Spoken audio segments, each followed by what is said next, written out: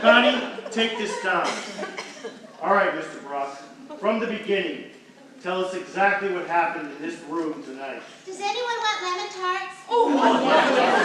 No, not now. Please go ahead, Mr. Brock. Okay, the story. As it happened. As I remember it. As I'm telling it. Here goes.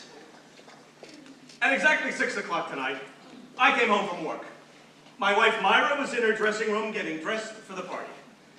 I got a bottle of champagne from the refrigerator and headed back to the bedroom. Rosita, our Spanish cook, was in the kitchen with Ramona, her Spanish sister, and Romero, her Spanish son. They were preparing an Italian dinner. They were waiting for Myra to tell them when to start the dinner. As I sauntered back to the bedroom, I said to myself, that's your 10th wedding anniversary, and I can't believe you still love your wife so much. Myra was putting on the perfume I bought her for Christmas. I purposely buy it because it drives me crazy. I tapped on her door. She opens it. I hand her a glass of champagne. I make a toast to the most beautiful wife a man ever had for 10 years. She toasted to the best man and the best 10 years that a beautiful wife ever had. We drink, we kiss, we toast again to the loveliest skin on the loveliest body that has never aged in 10 wonderful years. She toasted to the gentlest hands that ever stroked the gentlest skin, loveliest skin that ever stroked 10 wonderful years. We drink, we kiss, we toast, we drink, we kiss, we toast. By 7 o'clock, the bottle is finished, my wife is sloshed, and I am completely toasted. That's when I smelled the perfume. The perfume I could never resist.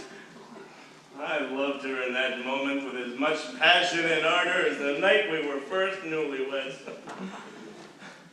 I tell you this not in embarrassment, but with a pride and joy for a love that grows stronger and more lasting as each new day passes. We lay there spent.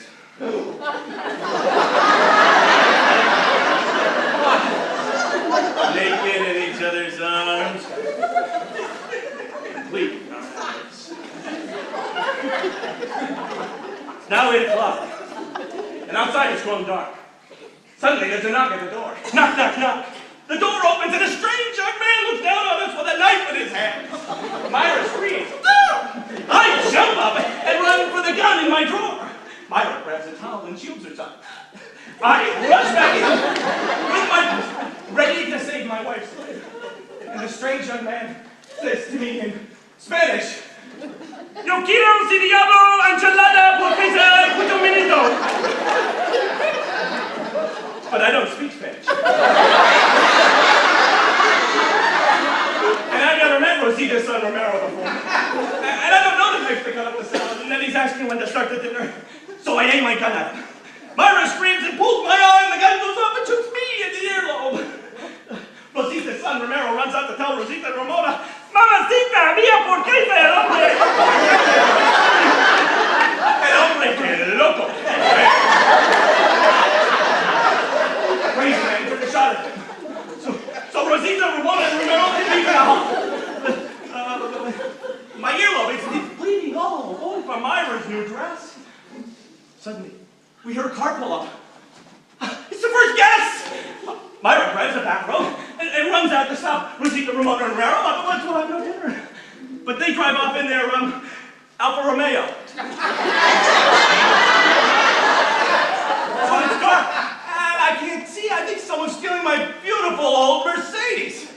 So I take another shot at them. Myra runs downstairs to the basement. It's where we keep the secret chest. She's looking for the dress she wore last year for Bonds for Israel. But she can't find the light switch, and she trips down the stairs and passes out in the dark. I rush in, looking for Myra, and notice that the basement door is open. Afraid that the strange young man's gonna come back, I shut and lock it, not knowing Myra's still down there. Then I go into the bedroom to take some aspirin, for my earlobe is killing me from the hole in it. But the blood on my fingers gets in my eyes, and by mistake I take Port Valium instead. And here's a guess. I want to tell him, look for Myra, but suddenly I can't speak because of the Valium. My ear is bleeding all over the white rug. So I write a note, but it looks like gibberish. And I'm afraid they'll think it's a suicide note and they'll call the police. And they would be, and then they would, my good friend Glenn Cooper was coming. It would be very bad for his campaign to get caught up in a suicide.